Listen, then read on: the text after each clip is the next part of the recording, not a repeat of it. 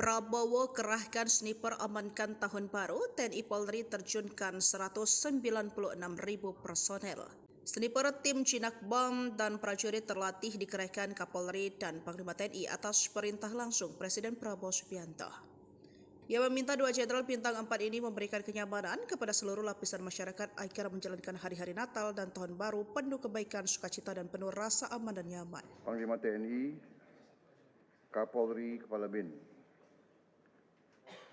Pada sore hari ini sengaja saya kumpulkan para menteri dan pejabat terkait untuk mengecek dan memastikan kesiapan menghadapi hari Natal tahun 2024 dan Tahun Baru 2025 agar seluruh lapisan masyarakat dapat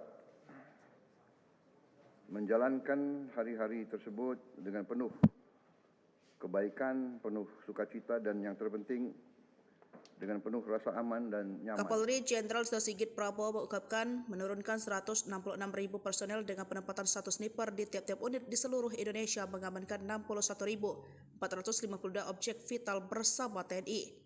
Panglima TNI Jenderal Agus Subianto menerjunkan 80.000 personel terlatih untuk menjaga titik rawan.